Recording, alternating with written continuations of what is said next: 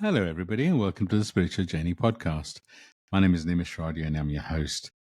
I always love starting every episode by saying thank you. I feel so blessed with this podcast, the people it reaches, the impact it has, and just the messages I receive on a weekly basis. The connections I get from this podcast are just so beautiful. So thank you. If you're a regular listener, thank you for coming back. If this is your first time, welcome. Just a quick intro of me. I'm an Akashic record reader, Akashic trainer, podcast host, podcast creator, as well as a spiritual coach and mentor. And what I get to do is I get to guide people through this journey, helping people connect to who they truly are, their light, their essence. I do that through mentorship. I do that through Akashic record reading. And this podcast is, with all the messages, I know it's guiding people on their spiritual journey. So I love what I get to do. I spent many years in the corporate space, and I got to a place where I couldn't be there anymore. And it's always good to talk to kindred souls that have kind of gone through a similar but maybe not the same journey. And with this podcast, I get to interview some amazing guests. I'm excited to have Hana on this podcast today. I've known Hana for a little while now, and we've been talking for a little while for her to be a guest on this podcast. There's always divine timing. So, Hana, I'd love for you to introduce yourself. Yeah, thanks, Nim. So lovely to be here with you finally. Since I bumped into you at the Mind Body Spirit show in the queue for the juice. Thank you. My name's Hana Esselink. I'm a spiritual coach, and I've been doing readings for people for many years, clairvoyant psychic readings. My background is in communications, so it is a corporate background for about 20 years. So I've just given that up very recently, a couple of months ago. So it's actually kind of in the same boat as you. Like you just get to the point where a line crosses in your soul and you think, this is time to now do what I came to do. So that's who I am. And I'm loving helping people by guiding them with my readings and with my courses and taking them to where they need to go. Beautiful. So, yeah, let's start there. How did it feel to... Because I know for me, it got to a point in the corporate space. I wasn't being pushed. There wasn't like I got a package, or it came to a point we were starting a new planning cycle, and I was like, I just can't do this anymore.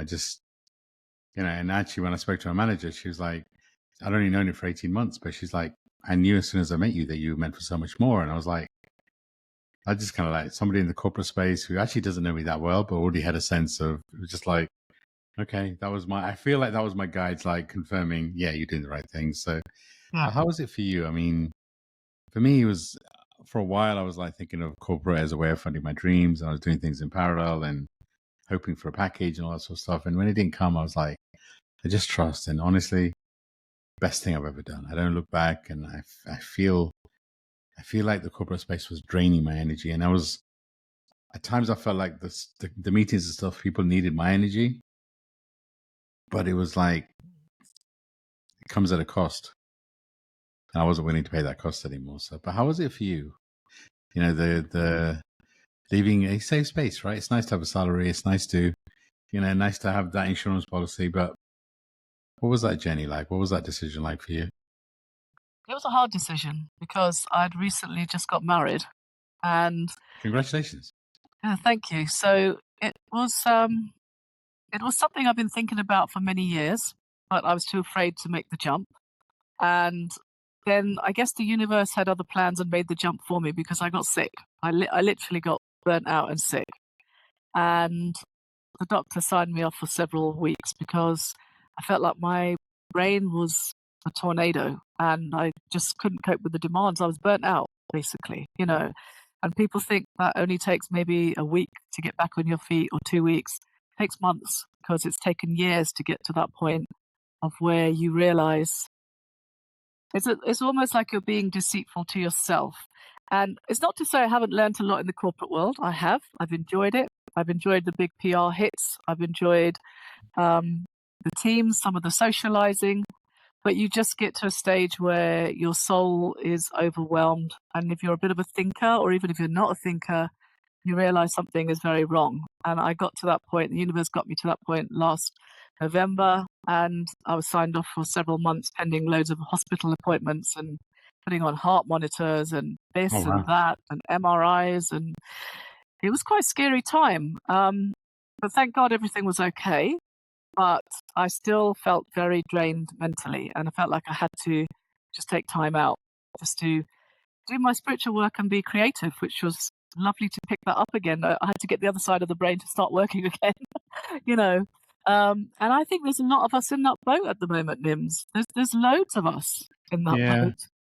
that's kind of why I went there first because I feel like we're at that stage where all of us are kind of going through a reset, a rebirth, and a lot of us are calling into question whatever we're doing for the planet, right? And it's not right or wrong. There's no, every place needs healing. The corporate world needs healing, so Yeah, we need people in that space who are conscious too, right? So, but I absolutely. do feel like we're all going through a transition. So that's why I feel like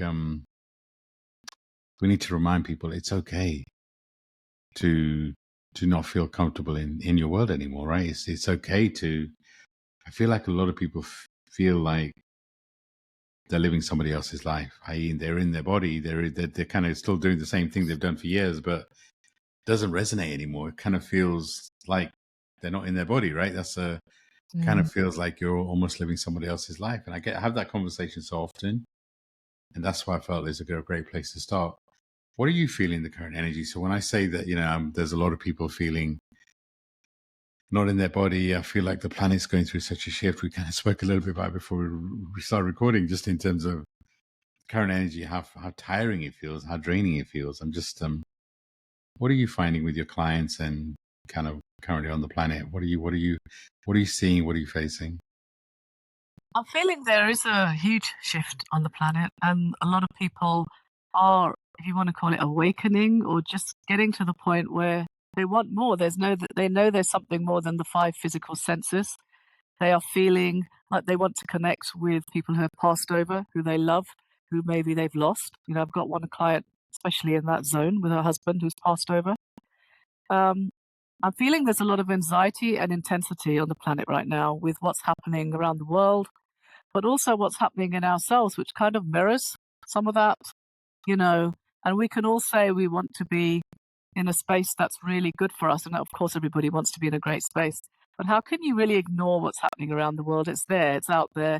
So you have to come to terms with it inside yourself and know that there are deeper truths. And I think a lot of people are searching for that at this moment. I'm finding when people come to me, they're hungry for answers and they're wanting to know that there's more than what they can see in the daily structure of their lives, basically.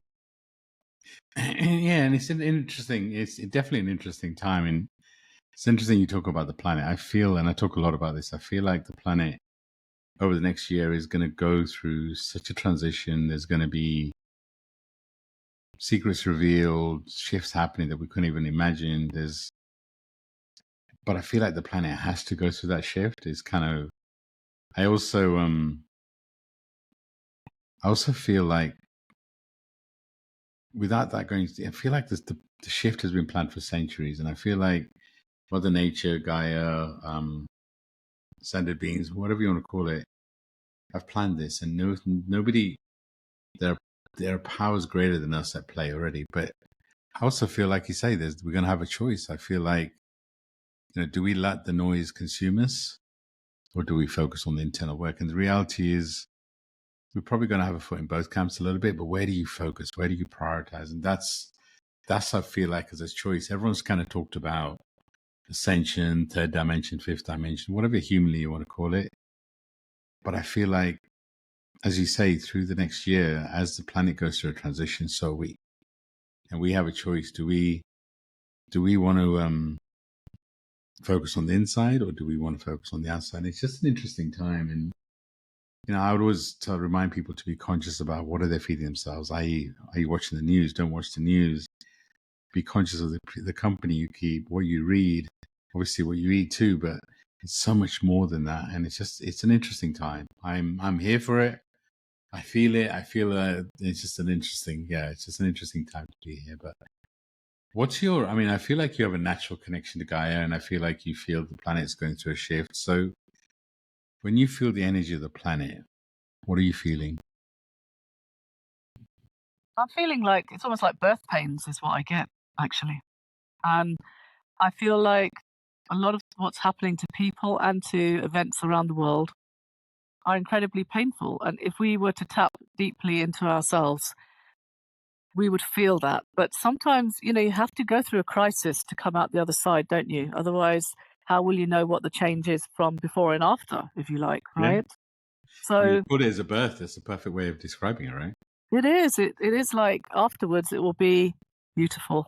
But you have to go through the birth pains to get to the other side to see the child, right? So it feels like that. And I don't know if it's just a year, Nims. I feel like this could go on for several years. A lot of my Hare Krishna friends are talking about this age and um, the age of Kali Yoga and, Yeah, the age of what's, Kali. Yeah, yeah. yes, what's going to happen. And actually, it makes sense listening to them. And I feel as if they have a deep, deep knowledge there somewhere that is kind of frightening, but also we're here for a reason. You and I, all the others who are sensing that there is more and they want to help in their own way somehow and be of service in some way. So there's definitely huge changes happening. And I say to anyone who's awakening or feeling like they need to change and doesn't really know where to start, first of all, find yourself a good spiritual mentor, meditate, pray for guidance with your guides. They are there and they will guide you to the right person or the right situation. That's what feel like I've been doing for years. Yeah. It doesn't all happen in a day. I walked out my door the other day. We'd grown a giant sunflower and it just there was nothing there for weeks and weeks. And I walked out and suddenly there was this beautiful blooming sunflower. And I was like, wow, where'd you come from overnight? And I kind of think sometimes people feel the work they're doing is all in vain and maybe they're like pedaling backwards. But you're not pedaling backwards. This is reassurance that you are pedaling forwards and we don't always see what we're building by faith. Yeah. And that is key right now, right? We are being asked to take a leap of faith, right? And you know, I guess what I said by the next year is I feel it's going to be a year of shocks. Sure, the transition will continue, but I feel like we're going to be shaken to a way. It's like for me, COVID was like the beginning of this cycle, maybe 2018, 2019. And I feel like this is closing out that cycle, and we couldn't have predicted any of that stuff. So I don't think we can really predict what's coming. So it's Very true. Yeah. and all religions kind of predict it, right? Hinduism through Kali Yuga and being that ninth life and all the rest of it. But there's been so many predictions, and time is a human concept, so who can really predict the time? But I do feel like you mentioned looking for a mentor. For me, it's a soul contract. So if you're looking for somebody to guide you, then you should feel them at your heart and your soul. It's not a head decision. It's a heart decision. And I would always recommend people checking with their intentions, because if you're looking to be fixed, then nobody needs to be fixed, right? That's the interesting time. But I'd love to know more about your journey. I mean, you said you've been kind of doing the healing work for 20 years in terms of reading people, etc. Can you share more about your journey? Kind of what activated in you? What did that feel like? Yeah, so my journey's been interesting. I was brought up in West London with my family, and we lived in a nice council house, and it was hard. Childhood was hard. It was a struggle for my parents, and I always knew that I was more intuitive. It was almost like I was 10, but I was like 20, and I could feel things. I could pick things up. I was naturally clairvoyant, but I didn't know it at that time. And childhood was quite traumatic in a lot of ways. And so it's only when I grew up and started to actually train with a mentor. I found a beautiful mentor almost by accident, but nothing is by accident. These people they don't even advertise this, so they just do their thing. And I trained with this person and I learned more about the energies that are in the universe, about God, they were Christian, so they were followers of Jesus, but amazingly open minded and could travel through into your dreams and things like that. So they were obviously quite deeply spiritual and attuned. So it was only from doing that that I started to do my readings as a bit of a joke in the beginning, as well as doing my corporate work. And I just, people were like, "You're good. Do this. You're really, really good." And so I decided to spread the word, or they spread the word, and people started to come, and that's how it happened. And then I realized there were people coming who had the same issues. They'd come like a year, and then a year later they'd come and they'd still have the same issues they had a year back because they hadn't done the work that we both agreed. So then I put together a course called The Practical Mystic, which is what I'm doing at the moment, which is all about making, it's weaving spirituality with the real stuff, like doing the dishes and being spiritual, being grounded, being practical, protecting your energy as if it's your PIN number, right? And just teaching people little things that they can do every day without having to go to the temple or to go to the church or whatever, um, because that would help them deal with those issues that maybe they weren't, those revolving doors of issues that kept coming back with and having us in another reading. It's like, come on, guys, you can take control of your life, and this is how you can start. So that's mostly been my journey. And then, as I explained before, coming out of the corporate world and realizing that I've got to take that step. It's now or never. Um, and going forward with that, really. But it has been traumatic. It's been hard. And I had anger issues due to my past, if I'm really honest. I had quite severe anger issues towards my parents for not doing this or doing that. And I had to deal with a lot of that. I had to get my own therapy and my own healing before I could really do this properly with people. Yeah, it's interesting, right? It's that, the blood family we keep, we have expectations, and ultimately we pick them because we want them to expand us, but we also have an expectation of what that looks like, and it's not always the way, right? And it's interesting. It's like, I feel like for so many of us, we've chosen to release so much ancestral karma, so much personal karma, which is where the anger comes from. Is the releasing, and also, if we're here to do something that's never been done on the planet, then we're not going to fit in. And as a child, we really wanted to fit in, right? We wanted to belong. It was just kind of like, 100%. and we weren't meant to belong. And it's just, but this is why I feel like inner child healing right now is so important. Bringing our inner child out, allowing him or her to play, have fun, have laughter, be loved. Somehow we've forgotten to have fun. It's kind of, life has become so serious, and it's like, Absolutely. so if I was to connect with your inner child and talk to your inner child, how does she feel? I think she feels calmer now than she has done. She was very used to having tantrums, and but feeling very isolated and abandoned, I think. And I did do some inner child healing as well, which I think is very important for people if they need to do that. And oddly enough, that can come up in readings. You could be reading someone and you can see that there's a massive wound there. And it sounds almost corny to say it's inner child because there's a lot of that around at the moment, but it is inner child. So it actually doesn't matter how you deal with that. I actually dealt with a lot of that through prayer. And in terms of healing, I asked for healing with prayer, and I found doors closing that needed to close inwardly. Emotional um, weak points or emotional pain. Like if I thought too much about my mother and what she went through, um, I'd feel like crying. I had to close that door. As a 10-year-old, I was extremely, extremely observant. You know, um, there was a time when my mother tried to kill herself, for example.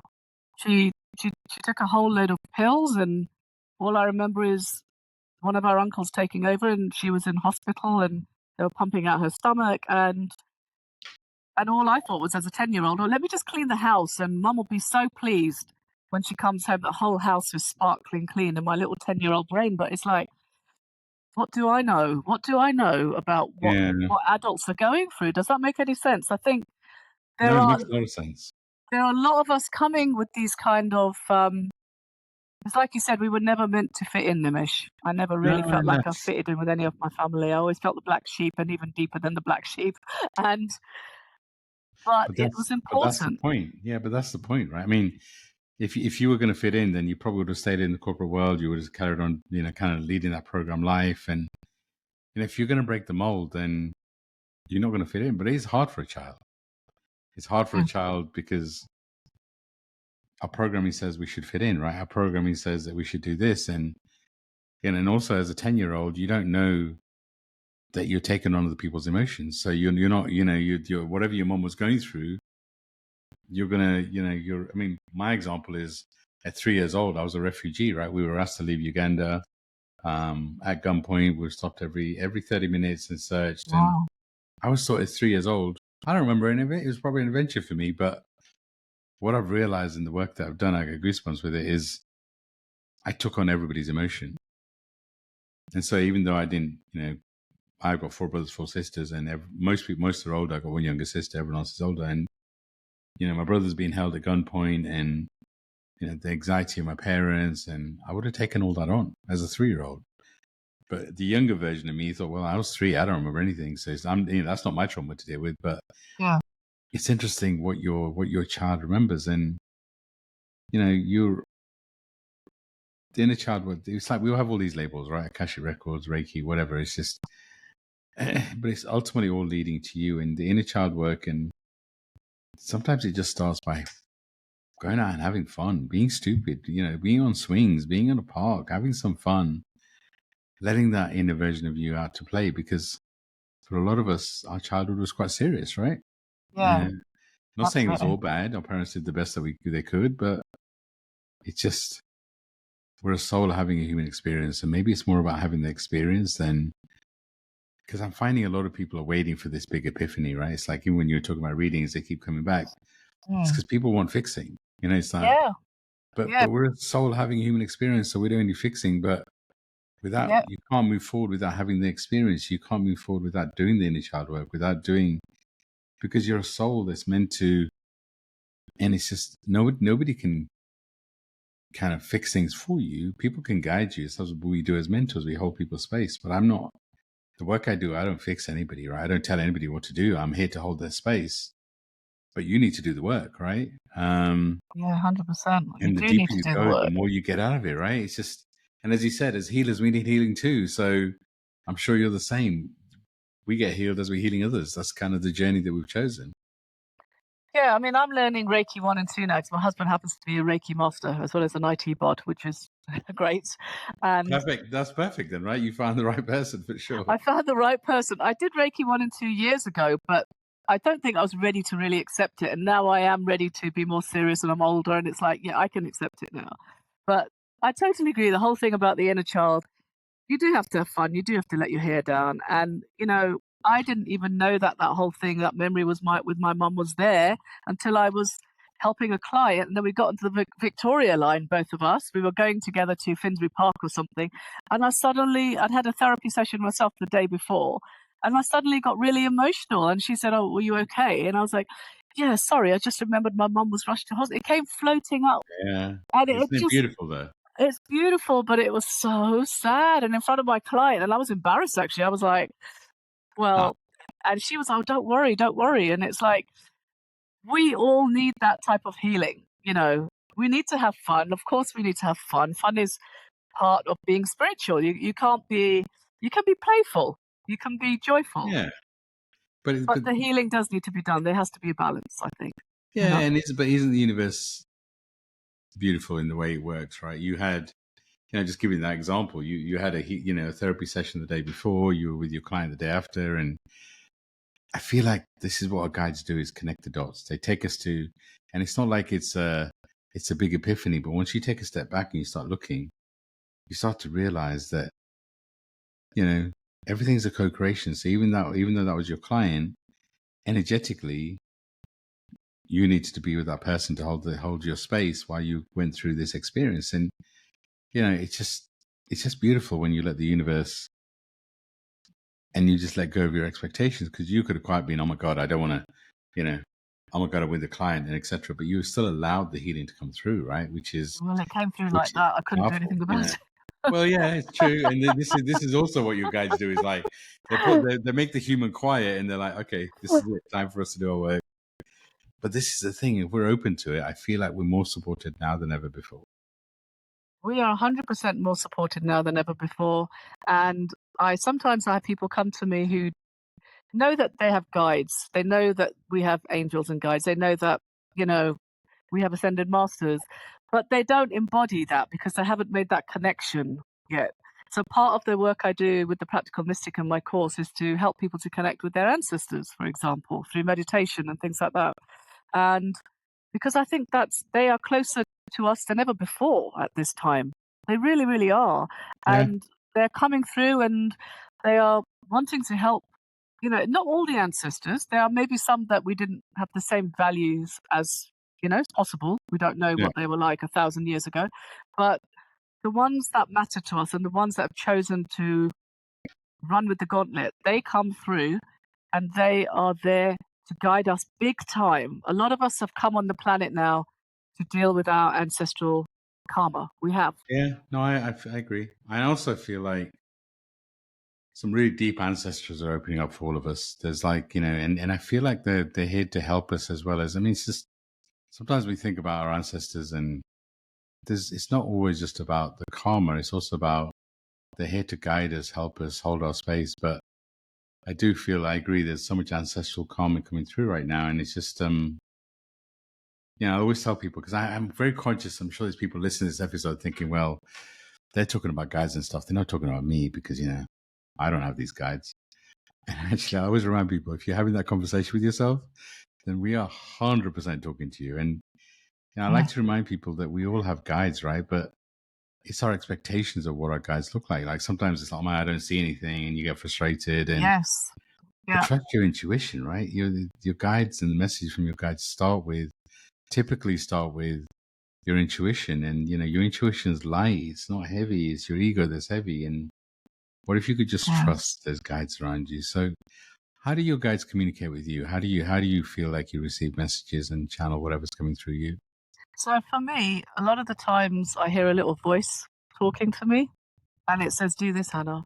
And I know exactly that it's the voice of my guides because it's the same voice. One of them always calls me dear, and it's usually when I'm walking. Like today, I was walking from my dentist appointment. I was walking back home through a park, and I felt like he was right by my side, going, "Okay, dear, this is what you need to do." It's about a situation I've been thinking about. So I actually hear them quite clearly, but Good. I also find that when I'm in front of my altar, because I have an altar with um, a Tibetan bowl, a Mother Mary statue, and picture of Jesus and Ganesh, and all my guides. They're all there. I actually feel like I see visions and things in front of my altar, and even if it's something dark, which can happen, Nimesh, I sometimes have seen some very strange faces pop up in my third eye, like in front of my altar. I'm thinking, what is that? That's usually when there's a full moon or a new moon for some. I don't know what's going on. Some sort of energy going on there, but I will see my guides and they'll appear to me like I've seen Jesus, I've seen Yeshua, I've seen Archangel Michael, I have seen Lord Ganesh. He was floating, Beautiful. um, and so they communicate with me quite clearly. It's not every day, but it is quite often. And they will. It might be about something I'm thinking about or mulling over. Or my nan, for example, she's one of my big guides. Beautiful. My nan on my mum's side, she is always by my side, and she's come through so many mediums I've been to. I love it. I She's love it. always the first one there, Mm. and they are always with us. And I would really encourage anyone who's going through a tough time with that and thinking, "Oh, I can't connect," to actually be quiet in your inner self. Find a quiet place to sit and go inward. I heard an Indian guru. I cannot remember his name. It wasn't Sadhguru. It was another one talking the other day on Facebook or something, saying that religion is the banana skin and spirituality is the inside of the banana. And I Mm. thought, what a great example because that is how we connect. And find a way to be quiet. It might be going for a walk, it might be going swimming, it might be running. You're in that meditation zone, right? You're in that zone where you can get answers. It doesn't have to be sitting down and consciously trying to meditate if you find that challenging. And ask your guides earnestly and honestly to come forward to you, and you will be given a sign, you know. Yeah. I mean, the two things I'd say to that is one is, um, try something for a period of time. It's like if you say to yourself, I can't meditate and I can't be silent, and it's all a story, right? You've got to kind of try something consistently for a while. So if you're going to walk in nature and try and feel the energies, then do it. They say it takes 21 days to build a habit. So do something continuously. I always recommend 10-minute silence. And, it's not about, it's about quieting the mind so you can listen to your own soul, but do it for 21 days. And it's like, if a thought comes in, let it come, let it go. It's like, I always use the analogy, you can't go to the gym and have a six pack in one session, right? You've got to do something. And I love the fact you talked about an altar, because having somewhere that you regularly connect allows you to build a vibration around that space. Because Yeah. I know, for example, where my altar is, I feel the energy, and also, but there's a place I sit. On one side, I've got pictures of my parents who are both passed, and on the other side, I've got the altar. And it's like when people visit and they sit in that space, they can feel the energy. And it's just, I know I've created a portal there because of all the healing I've done there. And that's the thing. It's like, heal wherever you want, meditate wherever you want. But if you can find a space where you find the energy particularly healing for you, then just build on that. And just try and do something regularly. And it is a leap of faith, right? And it's just, and however you communicate is perfect for you. Comparison, if you hear people like us saying, we hear clear voices or we see pictures, and that takes time too, right? And however you connect with your guides is perfect for you. So I always recommend building a habit and trusting. It's just, and if you're struggling to spend time with yourself, it probably means that you're ready to do some healing, because spending time and getting to know you and being comfortable in your own space, I feel like right now is really important. So get to know this version of you. Be kind to this version of you. So what would your advice be with somebody that, and maybe they're struggling right now, they're going through maybe a rebirth, like so many intense changes. What would you advise them to do? What would be your kind of guidance? You mean someone who's having an awakening? Whatever you want to call it. Somebody's going through a shift. Gosh, it's hard, isn't it? Because you've been there, I've been there, and other people have been there. And I did have someone come to me yesterday with that issue, actually, and she's very aware, very awake. But what it is there's just too much noise out there to understand which path she wants to go on. So we started with a simple grounding meditation exercise with the root chakra, which you can find plenty on the internet. And I talked her through it. And I feel the first thing people need to do is to ground themselves, because that helps you have a point of focus to the next step. And it's taking it step by step, isn't it, Nims? I mean, it's not something that we all try to swallow up. There's so much stuff out there about spirituality. There's so many noises and portals and things you can go down. Rabbit holes you can go down. Let's be honest, there's loads. But does that really serve you, or does it make you waste your hours away on the internet or on Facebook trying to find more answers? So you need to find something that works practically, and that's why my course is trying to make spirituality practical, because even as you're doing the dishes, it's not about floating off into the cosmos. It's about finding that one thing, like you said, being persistent and building a habit and trusting that that habit is going to take you to the next step. You do have to develop your faith, and faith is the hard thing to develop because you can't see what's around the corner. But it's letting go of that and trusting that you're being guided, And so whether it is doing a grounding meditation, whether it is journaling, journaling doesn't do much for me, but I know it does for some people. Or even if it's just something like sitting in quiet meditation or saying a prayer and building from that foundation, it's whatever works for you. Or saying a loud affirmation in the morning, Yeah, I mean, it's true in terms of what works for you is that. But ultimately, I feel like you have to do something different. Always check in with your intention. For example, if you're doing loads of courses and it's not working for you, it's probably your intention of wanting to be fixed, right? I want to go on this course. And all of a sudden, after this course, everything will be great. And it's just that we're a soul having a human experience. So the experience is going to be in this moment, not after you do the course. And my recommendation is always, your self-care is really where it starts, because you've got to meet the universe halfway. It's like you're waiting for a breakthrough, but you're not spending time in nature, you're not meditating, you're not looking after you, then are you going to be present enough to receive whatever the universe is sending you? So I always recommend trying to meet your guides halfway by time in nature, time in meditation, time just being present with you. And as Hannah says, whatever works for you is perfect, right? Journaling is perfect for some people and it doesn't work. But even, maybe try different things. If it's writing journaling is not perfect for you, then record yourself a voice note. I mean, journaling is a great way of spiritually kind of whatever you're holding on inside. It's a way of releasing through your hand and onto paper, because whatever we're doing, we have to find a way of releasing what's inside us. And whether that's through meditation, whether that's through journaling, whether that's because what we've typically done in our programming is like, especially when you're British, by the way, that's a whole different conversation. But it's like push everything down. You know, it's like if you're going through something and you don't feel like you can push Have a it cup down of and tea deal with the instead. nature. Yeah, have a cup of tea, push it down, stiff upper lip, and all that sort of stuff. And it's like, Definitely. no, if you have an experience, you've got to have the experience. So we pushed all this stuff down, and then all of a sudden we were expecting this big epiphany, and kind of once I know my purpose, once I know my destiny, then you've got to meet the universe halfway. That's where the self-care routine comes in. That's where almost being selfish and putting you first, which I feel like is really important right now.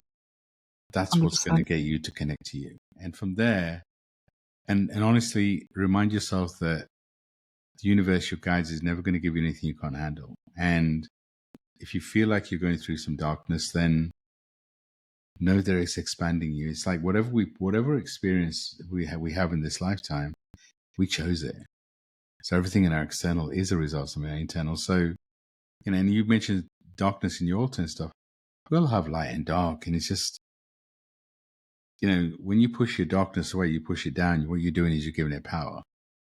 So when you meditate, when you journal, if you experience darkness, that's okay. Embrace it. It's part of you. It's like if you've got 3 kids, you can't just love 2 of them and not love one. It's like everything that's happening inside you is part of who you are. So, absolutely. Yeah. So one of the things you mentioned before we started recording was energy management. So I feel like there's something that you wanted to share with us. So what did you want to share from an energy management perspective? Yeah.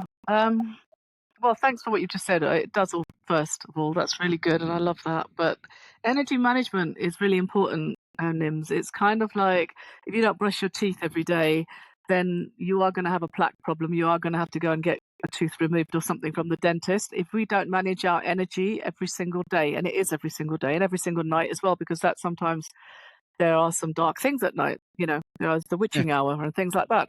If we do not manage our energy properly, we end up becoming emotionally, it can affect you emotionally, mentally, and of course spiritually, where you can get depressed, you can get low, and it becomes a regular occurrence. And when I say energy management, everyone would agree we have an energy field. All of us have energy fields, and you've got to clear your energy, whether that's through a salt bath, whether that's throwing salt outside your house, whether that's because salt is very cleansing, or whether it's something like prayer work, altar work, saging the place, saging your house using Palo Santo, but also just sitting down and feeling where you might be feeling blocked in your chakras. Like, where are you feeling blocked today? Is there butterflies in your solar plexus? Why is it there? It's important. We've got to be our own Sherlock Holmes. Wouldn't you agree? You can work with a mentor on that who can maybe pick it up quicker than you can, but ultimately we need to do that, because also things like evil eye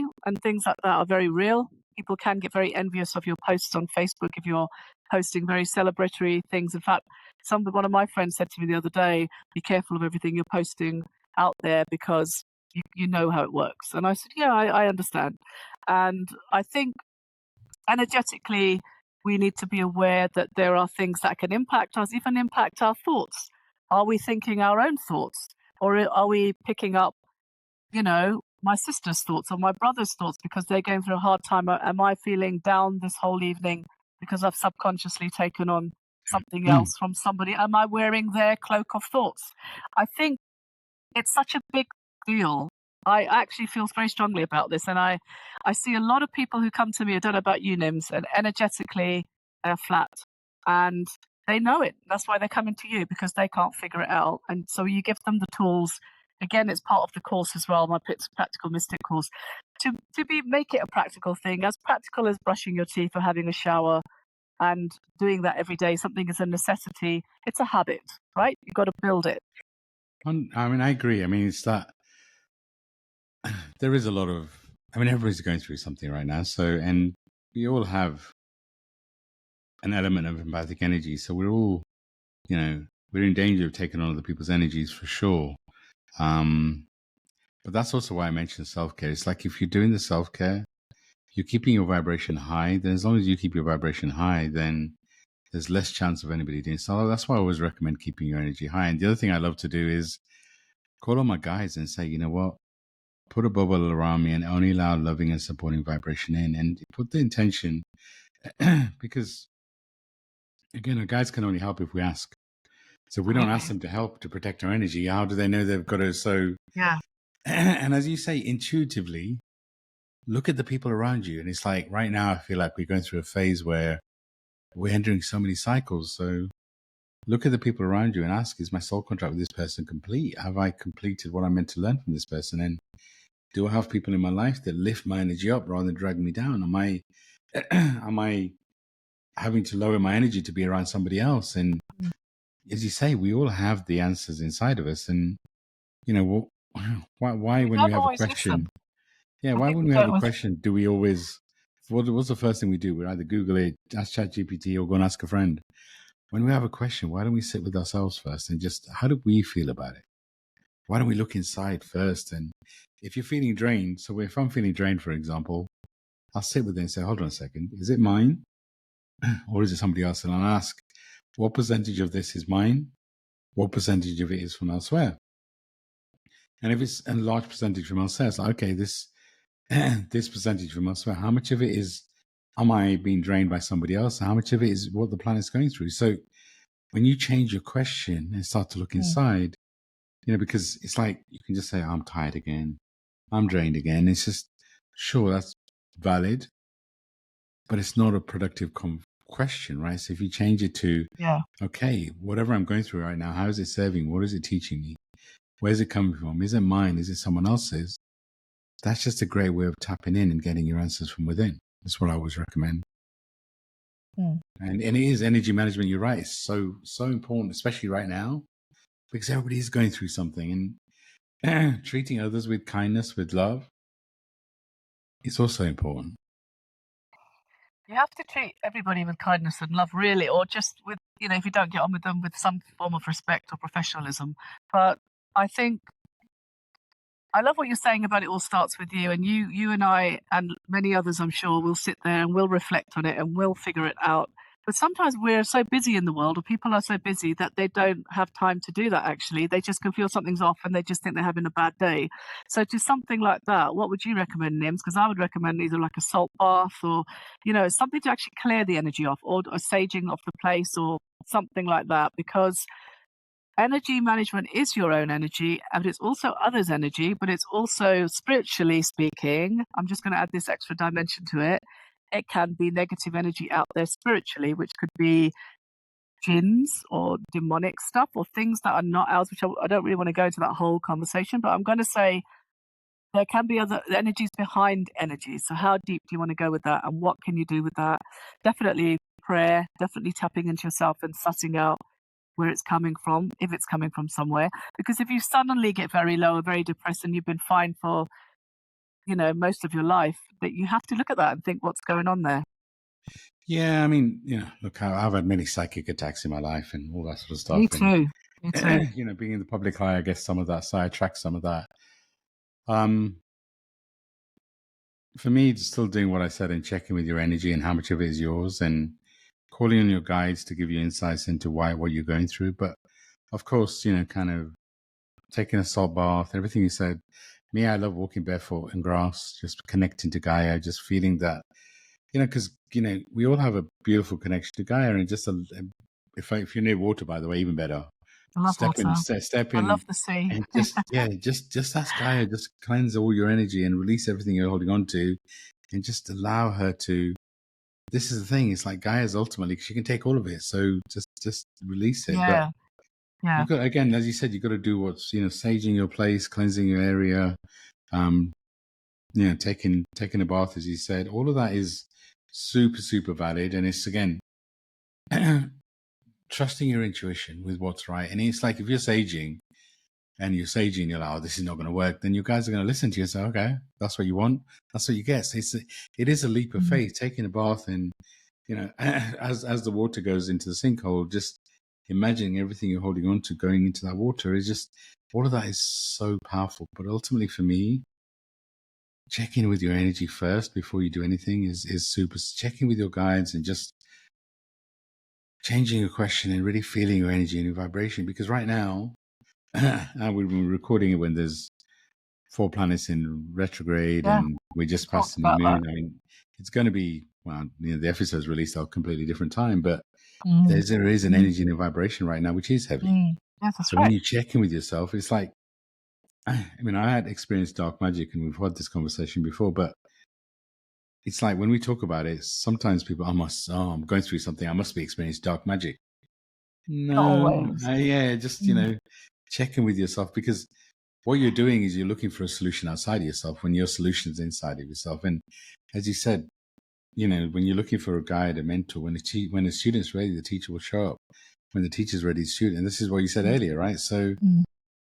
if you feel like you need help, then check in. As long as you don't want to be fixed, then put the message out. If one of our voices resonate, then reach out. Listen to additional episodes of the podcast. Reach out to people that you resonate with, and sure, maybe find a mentor, because if you're ready, definitely somebody will show up. They'll And show that's up. the beauty of it. Yeah. So Hannah, I'd love for you to talk a little bit more about what you do, and if obviously I include everything in the show notes about how to connect with you and whatever that looks like. But how can people reach out to you? What's the best way? People can reach out to me in a variety of ways. I have a website called yourinnerlight.co.uk. It is .co.uk, not .com. So Okay. um, go to that. I'm on Facebook. I also have a Instagram handle called Your Inner Light as well, but as well as my normal one, which is Hana Esselink. And everything is on my website. My course is on my website. My readings are on my website. They go very deep. I tend to look 6 months ahead, and it's interactive. People can ask questions. I don't go on this one sort of stream of consciousness and just rabbit on. I expect people to ask questions as well if they'd like to. And so yeah, it's a nice hand holding, a safe space for people to come along and find out more about um, what they'd like to do. And I feel like a lot of people are really waking up to realizing they need to find answers right now. And I'm sure you agree with that, Nims. And it's just, I find that space in itself is encouraging more people to come forward as well. You know, Yeah, like I said earlier, I feel like everybody's going through a shift, and it's a really interesting time where so many people are being awakened. There's something happening inside them, and it is sometimes it's scary, but that is a beautiful time to reach out and look for. Like I said, if you ask your guides to send the right person will show up. And if Hannah's voice resonates, then please do reach out. I will include all the links in the show notes, etc. And be kind to yourself, be gentle. If my voice resonates, but of course, I do a mentorship program so much you can reach out. Maybe Akashic Records, reach out and I can share with you what I do. Follow my website. But Hannah, as we close this episode, what's your final thoughts? What's your final advice to our listeners? What would you want to share? my final advice for people, especially if you're having this awakening at the moment, or you are looking for answers, or if you're in a burnt out corporate job, is first of all, you're not alone. There's several of us out there, and please don't feel alone. Please reach out to either Nimesh or myself. Um, and then also to say, don't be afraid, because there's so much on the other side of what you're feeling right now. Yes, it's a process. Yes, you might have to walk through a bit of a dark tunnel, but you will get there, and it's so beautiful when you get there and you see the meadow on the other side. It really is. And you'll be doing your calling rather than your career, if you like. And I'm not trying to pull people away from their careers, but I'm saying the calling of your soul might be something completely different to what it is, and you shouldn't be afraid to go for it. Yeah, great advice. Trust. Like I said, a lot of people are looking for different shifts, and this is such a beautiful time to embrace your journey and embrace the newness of who you are, right? So, and the other thought and the other message that came through while you were just talking is, for a lot of people, this recent period has felt very isolating, very kind of you're alone. I feel like we're entering into a phase where we're entering into more community. So be open to new people coming into your world. Be open to being held differently. Yes, it has been very isolating for all of us. But if you allow yourself, maybe there's a new vibration. Hannah, thank you for being on the podcast. Thank you for sharing Yeah. your light. yeah, I'm sure you're going to do amazing things on this planet. Please do reach out to Hannah if her voice resonates. And yeah, sending everyone so much love and light. Be kind to yourself. Spend time in nature. Allow the universe to support you and allow magic to happen. Sending love and light out to everybody. And I'll speak to you all very soon. Bye for now. Bye.